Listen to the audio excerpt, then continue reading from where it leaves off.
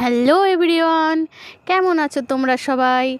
আমার নতুন একটা ভিডিওতে তোমাদের অনেক অনেক স্বাগত জানাই। তো তোমরা তো জানোই আমরা নতুন বাড়ি ঘর করেছি, এখনও 2 বছর হয়নি। তো আমার বাড়ি ঘর গোছানো এখনও অনেকটা বাকি আছে। এই দেখো, আমি তো আগে গ্যাসেই রান্না করতাম, কারণ আমার ছোট মেয়ে ছিল। এবার তার সংসার সামলে উনুনে রান্না করা খুবই কষ্ট হয়ে যেত। তো এখন গ্যাসের তো প্রচুর দাম বেড়েছে, আর আমার মেয়েটা একটু বড় হয়েছে, তাই ভাবলাম একটা উনুন বানাবো। আর এই উনুন বানাতে গিয়ে আমার প্রচুর হ্যাপা গেছে, কারণ অনেক মাটি তুলতে হয়েছে, তার একাই সব কিছু করতে হয়েছে। আর আমার বরকে বলেছিলাম যে এই জায়গাটা একটু ঘিরে দাও, কারণ জায়গাটা এখানে মানে ভাঙাচোরা, অনেক ভাঙাচোরা। আর এই জায়গাটা এইভাবে ভাঙাচোরা জায়গায় রান্না করা খুব অসুবিধা হয়ে যায়, কারণ জল পড়ার সমস্যা থাকে, রোদ ওঠে, খুব রোদ ওঠে আমাদের বাড়িতে।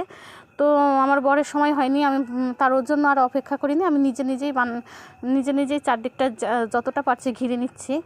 আমি এইগুলো কোনো দিন করিনি আগে, এবার তাও চেষ্টা করেছি। এমনি দেখেছি, সবাইকে দেখেছি করতে। এবার যেহেতু নিজের সংসারের কাজ নিজেকেই গুছিয়ে করতে হবে, দেখো আমি এই জায়গাটা বেঁধে নিচ্ছি। আগে এই সাইডে একটা বেড়া ছিল, ওই দিকটা সামনাসামনি একটা বেড়া ছিল, দিয়ে ওটা আমি খুলে ফেলেছি। ভাঙাচোরা বেড়া, খুব ভেঙে গেছিলো। দিয়ে আমি ভাবছি এখানে যে বাঁশের যে চটাগুলো আছে আমাদের বাড়িতে আগেই ছিল, এগুলো পুরনো, সেগুলো কেটে দা দিয়ে কেটে আমি দুভাগ করে করে তারপর এগুলো বেঁধে বেঁধে নিচ্ছি। যেহেতু দড়ি নেই, তাই আমার একটা শাড়ি ছিল, পুরনো শাড়ি, সেটা ছিঁড়ে কেটে কেটে তারপর ওইগুলো বেঁধে নিচ্ছি। দেখো এই যে ওই সাইডটা আমি বেঁধে নিয়েছি। আর আমাদের বাড়িতে এখন প্রচুর রোদ, এই সময়টা ভীষণ রোদ, যেমন রোদ সেরকম গরম, প্রচণ্ড গরম। আর আমার মেয়ে, আর এই সময় ছাড়া আমার কাজ করার উপায়ও নেই, কারণ আমার মেয়েটা এখন ঘুমিয়েছে। দেখো আমার গরমের অবস্থা হয়েছে কি, প্রচুর গরম লাগছিল। আমার বর তখন বাড়িতে ছিল না, আমার বর হচ্ছে অফিসের কাজে গিয়েছিল। আর ও প্রচুর খাটনি করে, ওরও অনেক খাটনি যায়, কারণ সকালবেলা মাঠের কাজে যায়, আর তারপরে এসে আবার অফিসে যায়, আবার বিকেলবেলায় আবার টোটো চালায়। দেখো আমার বর একটা চাকরি করে বিডিও অফিসে, তবু মাঠের কাজ করে। আমার এটা বলতে আমার কোনো লজ্জা নেই, কারণ আমার বর আজ যাই করুক, চুরি করে তো খাচ্ছে না, আমাদের সংসার চালানোর জন্য সে প্রচুর খাটনি করে। আর আমি যদি তাকে একটু হেল্প না করি তাহলে কিসের তার পার্টনার হলাম। যাই হোক, দেখো আমি এগুলো আস্তে আস্তে কেটে কেটে নিচ্ছি।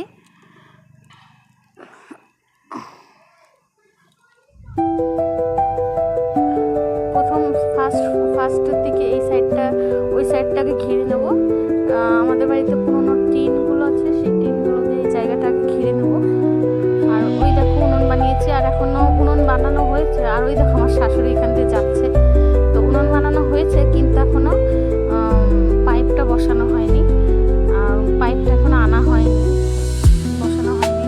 আর এই যে কাকিটা যাচ্ছে, কাকিটা উনুনটা বানিয়ে দিয়েছে, অনেকটা কষ্ট করেছে আমার জন্য। আর এই যে টিনগুলো দেখছো, এই টিনগুলোই দেবো। আর এই টিনগুলো নিয়েছি বলে আমার শাশুড়ি খুব বকাবকি করছে। আমি জানি না টিনগুলো দিয়ে সে কী করবে, এত পুরোনো টিনগুলো জং ধরে গেছে, কী করবে কি জানি। আমি কে শোনে কার কথা, না বললে শোনে না, কিছু বললে এবারে রাগ করে। দেখো এটা তো আমারই বাড়ি ঘর না, আমার এই বাড়িতে যেই সব জিনিস আছে, যতটা তাদের অধিকার আছে ততটাই আমার অধিকার আছে। তাহলে কি বলবো, দেখো আমি এইগুলো একা এই কাজটা করতে এতটা অসুবিধা হয়েছে, এতটা কষ্ট হয়েছে। একা টিন নিয়ে এসে একাই পেরে পুঁতেছি। তোমরা জানাবে কেমন করে কি করলাম না করলাম, কেমন লাগলো না লাগলো। আমার বাড়িতে প্রচণ্ড রোদ ছিল। আর এটা আমার অনেকদিন আগেকার ভিডিও করা, আর ভিডিও করা হয়েছিল, কিন্তু আমি ভয়েস ওভার দিতে আমার অনেক সমস্যা হচ্ছিল, কারণ আমার মেয়েটা মানে আমাকে ছাড়েই না, আর সময়ও পাই না আমি আমার ভিডিও দিতে, এই জন্য প্রচুর লেট হয়ে যায়।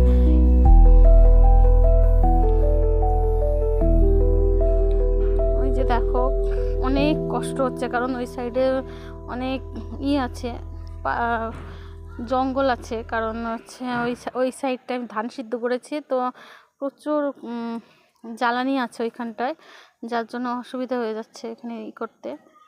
আর আমি এগুলো বিয়ের আগে কোনোদিন করিনি। ধান সেদ্ধ কাকে বলে, উনুনে রান্না কাকে বলে, এগুলো কোনোদিনও করিনি। যা শিখেছি বিয়ের পরেই শিখেছি। এখন ধান সিদ্ধও করতে পারি, উনুনেও রান্না করতে পারি, এখন আর কোনো অসুবিধা হয় না। আর ওই যে দেখো ওই পেরেক লাগাচ্ছিলাম বলে আমার শাশুড়ি খুব বকাবকি করছিল, টিন ফুটো হয়ে যাবে, টিন ফুটো হয়ে যাবে।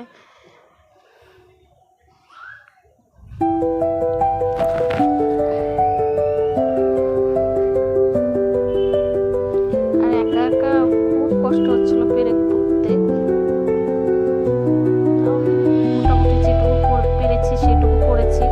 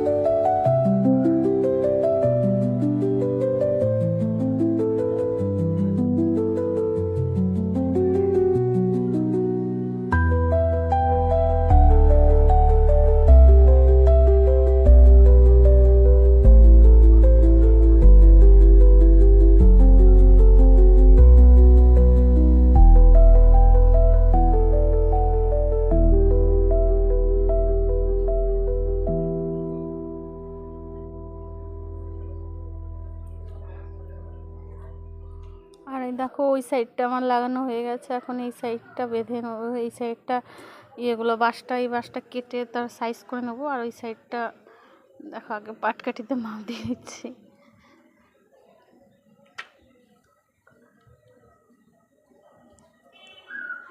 দেখো ফাইনালি আমি অনেক কষ্ট করে, অনেক স্ট্রাগল করে ফাইনালি এইটুকু বানিয়েছি। এবার আর হচ্ছে না। এই সাইডে একটা ছোট্ট টিন দিয়ে দেখো ফাইনালি আমার এই লুকটা কমপ্লিট, মানে লুক বলছি, যাই হোক এই জায়গাটা ঘেরা হয়ে গেছে মোটামুটি, যাতে রোদটা আর বৃষ্টিটা যাতে একটু আটকানো যায়।